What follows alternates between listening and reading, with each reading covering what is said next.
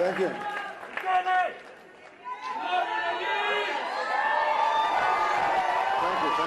you very much. Gracias, gracias. You're a true leader. Thank you. Gracias, muchas gracias, muchas gracias. Thank you, everyone. Thank you, everyone. Thanks. That's all I see. Thank you. That's all I see. Thank you.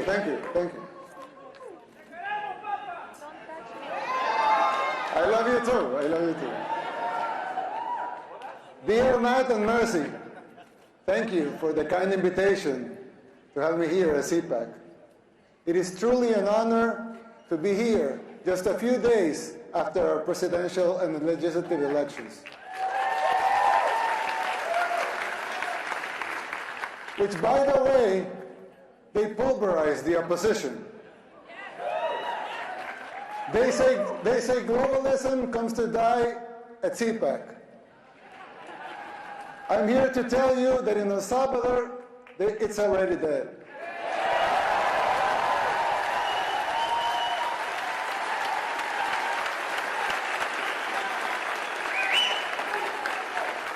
But if you want globalism to die here too, you must be willing to unapologetically fight against everything and everyone that stands for it. Fight for your freedoms. Fight for your rights. The next president of the United States must not only win an election, he must have the vision, the will, and the courage to do whatever it takes. And above all, he must be able to identify the underlying forces that will conspire against him. These dark forces are already taking over your country. You may not see it yet, but it's already happening. You don't see it as clearly because people are designed to see linear changes, not exponential ones. We don't always recognize how fast a problem can multiply and spiral out of control. The problem is much like the metaphor of the boiling frog. Once the water boils, it's already too late. People fail to see these things. It's our nature. Just like the frog, people become complacent and they don't realize how bad things are getting until it's too late. While I know, of course, El Salvador is a lot smaller country, setting aside the differences, there's a similarity with what is happening here in the United States.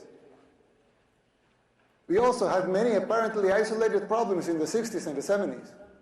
And we failed to realize as a country the severity of them until it became a civil war. By the time we reacted, it was already too late. We were already boiled like the frog. And it took us 50 years, 2 wars, 250,000 lives, and a third of our population displaced, and a near miracle to get our country back.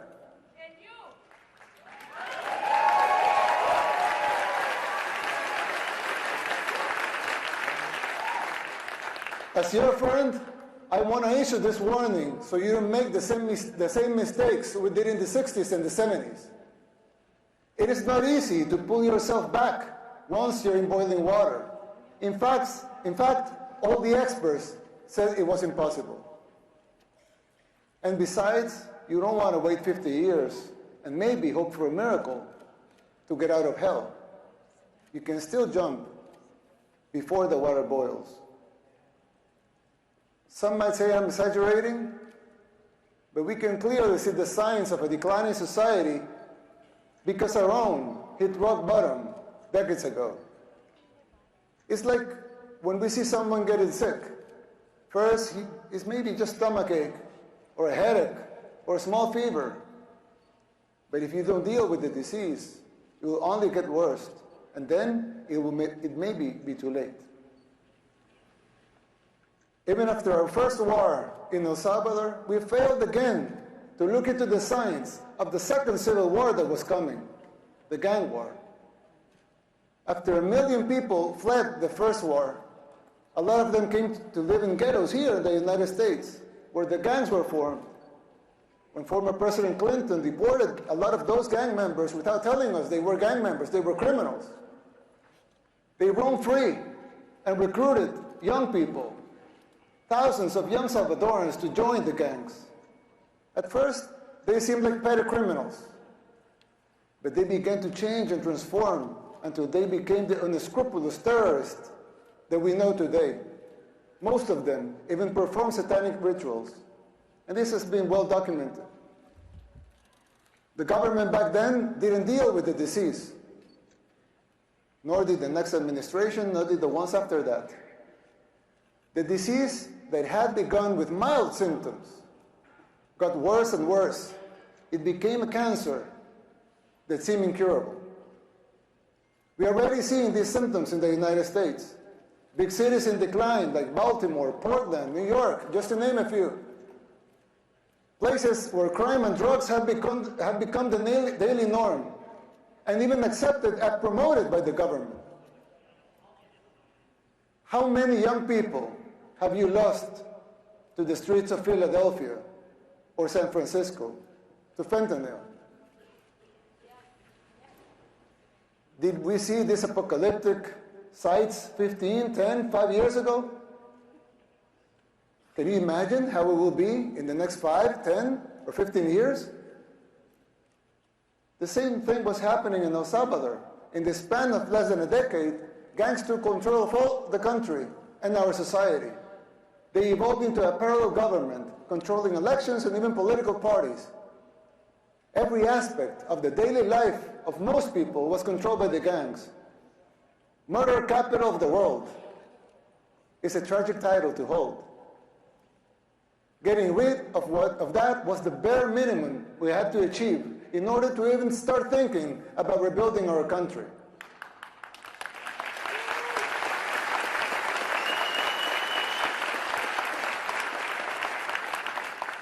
But jumping out of the water when it's already boiling is an almost impossible feat. You are not there yet. And believe me, you don't want to be. We did the unthinkable to cleanse our society. We arrested the terrorists, but we have to remove corrupt judges and corrupt attorneys and prosecutors.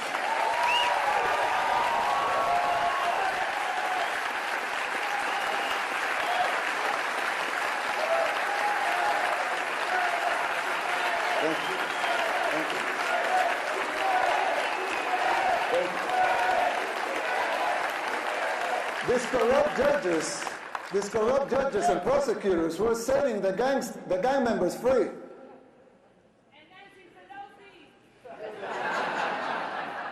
And it wasn't just the gangs. The corrupt system worked in tandem with the so-called international community, the NGOs, and of course the fake news, just like it happens here in the United States. Unelected bureaucrats are trying to instate public policy.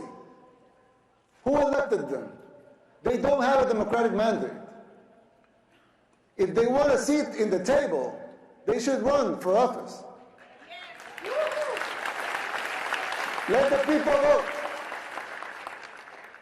It will not be a pretty sight for them if the elections are free and fair.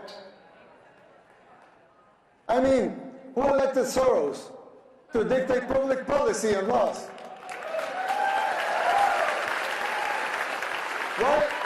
Why does he feel entitled to impose his agenda? Let me tell you something.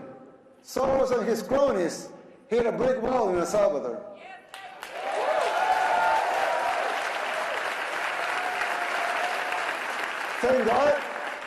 Thank God, and all the glory be to him, Salvadorans are now immune to his influence. No one believes his lies anymore over there.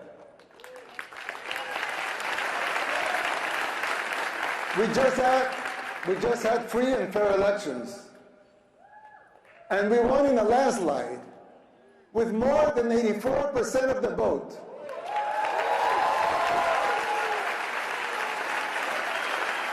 Let that sink in. More than 84% of the people voted to continue our policies. Our victory is unprecedented in the history and modern democracies in the world. They also gave us a supermajority in Congress, more than that, 54 seats out of 60.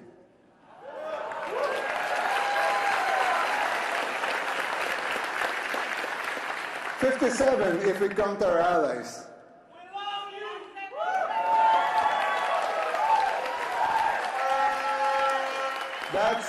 That's 95% of Congress.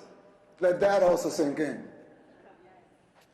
The people of El Salvador have woken up, and so can you. The global elites, they hate our success, and they fear yours. The people's free will to choose their leaders is something they despise because they cannot control that. You have experienced this firsthand here in the United States. The global elites control the mainstream media, they finance campaigns, district attorneys, to mention a few. They abuse their powers. They persecute political opponents. In El Salvador, we don't weaponize our judicial system to persecute our political opponents. A practice that may sound familiar to you, but we don't do that there. And who's the dictator? The global elites in the media, they work in conjunction, they run some stories and publish them, same pictures to reinforce their agendas. You're no strangers to that here in the United States. We deal with that in El Salvador too. That is the free press that they talk about? Please. I always criticize the defenders of institutionalism. Not because I don't think strong institutions are paramount and necessary for a democracy, but because I find them very hypocritical. They don't seem to have the same standards for themselves as they are trying to impose on others.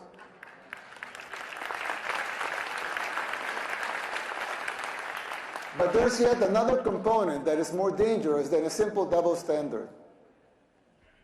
Institutions were created to serve the people, and not the other way around.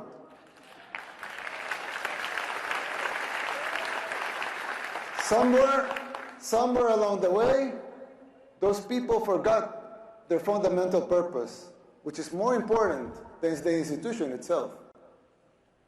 When the judicial system was created, it was created out of the necessity to bring justice. But now, it seems that survival and control of the judges, of the AGs, among others, are paramount. And the need to bring justice is merely a little more than an afterthought. Another example, the police was created to bring law and order. Let them seek law and order then. But now some of them are even afraid to do their job because they fear the consequences for doing it. They should be encouraged to fulfill their foundational roles without fear of repercussions that distract them from their missions.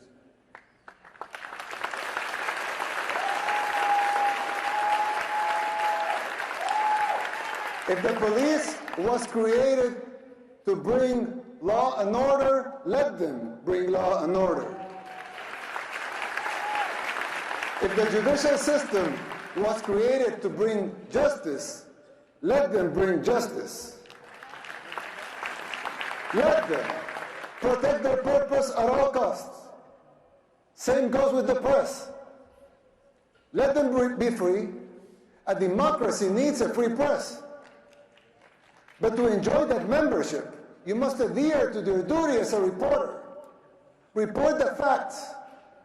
Don't be a puppet of those who finance you or finance the organizations that you work for.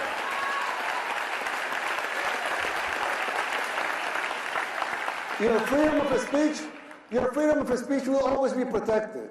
We believe in free speech. Everyone here believes in free speech. Your free speech will always be protected. But don't call yourself a journalist if you're just an activist.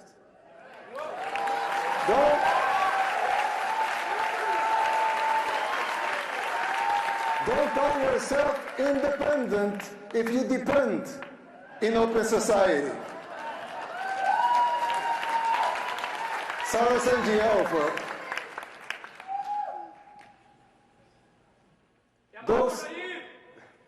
those sacred institutions have morphed away from the reason they were created. We should not defend those institutions for the sake of being institutions. Instead, we should defend the principles that created those institutions in the first place.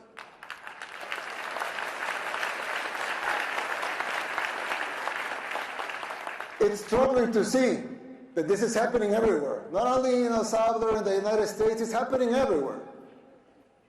But even here, in the United States, in the most powerful country in the world, even here, it's happening. America should listen to these words, not because the El Salvador model should be replicated here, but because these specific examples apply to any nation that has lost or is losing its way.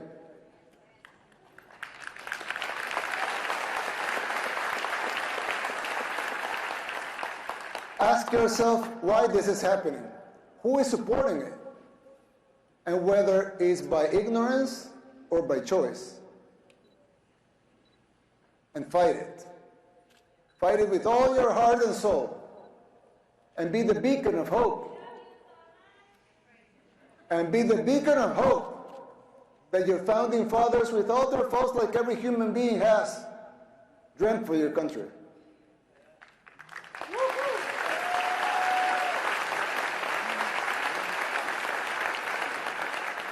Fight for your freedoms, for your rights. Fight for the original purpose of these institutions and not their mere existence. It's still not too late. It can be done. It is time to erase these new paradigms that have been imposed in the recent years that make no sense. If you just free your minds from those invisible chains, you could do it.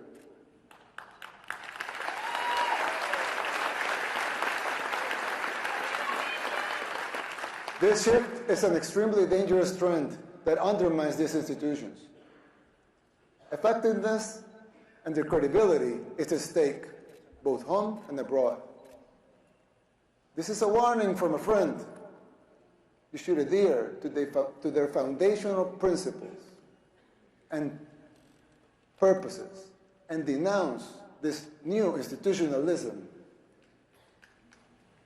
Now, you would think that's it. As it wasn't enough, right? But unfortunately, there's more. There are other symptoms that are even more difficult to diagnose. For instance, the financial situation of the United States. When I talk to my conservative friends right here, they always tell me that the problem is high taxes. But they're wrong. Of course, high taxes are extremely high here in the United States. I give you that. You're right in that. But that's not the real problem. The real problem is not the high taxes themselves, but the fact that they are not even really funding the government. Not even those high taxes, higher than a lot of places in the world, not even those taxes are really funding the government. So who's financing the government? Government is financed by treasury bonds, paper. And who buys the treasury bonds? Mostly the Fed. And how does the Fed buy them? By printing money. But what backing does the Fed have for that money being printed? The treasury bonds themselves. So basically, you finance the government by printing money out of thin air. Someone could ask, well, so if the government can print the limited amounts of money out of thin air, Why do they collect taxes?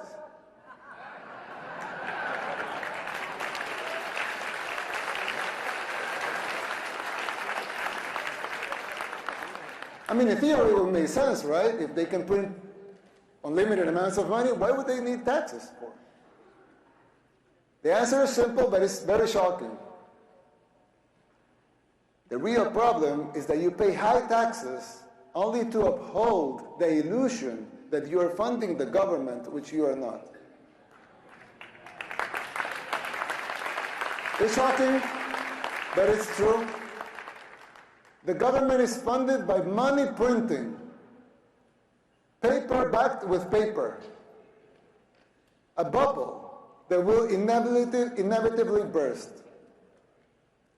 The situation is even worse than it seems, because if most Americans and the rest of the world were to become aware of this farce, confidence in your currency would be lost, the dollar would fall, and the Western civilization with it.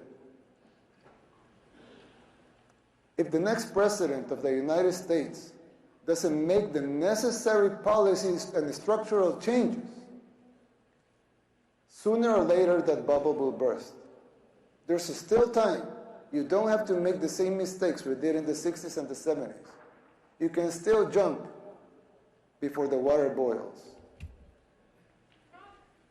Winning the election isn't enough to solve these problems. They will not simply go away as a consequence of an electoral result. It would take a total re-engineering of the government, top to bottom. It will entail making difficult decisions, like the ones we made in El Salvador since 2019, and they're already paying off. It will be hard. The system will push back, but you have the right to determine your own fate.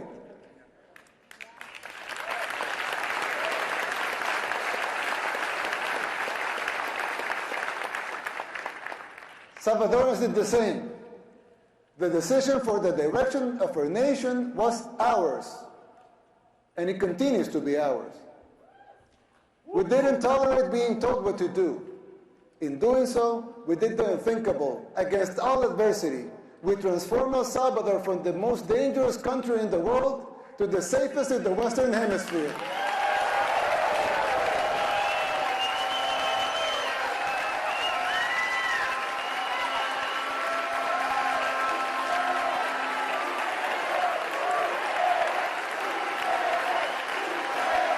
Thank you.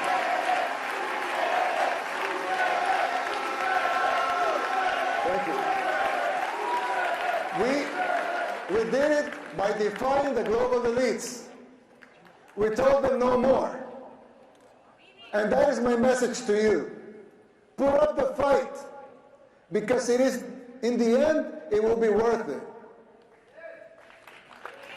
It has been for us, and you will have your country back. May God bless you. May God bless the people of the United States. May God bless El Salvador and the future of both our nations. Thank you very much.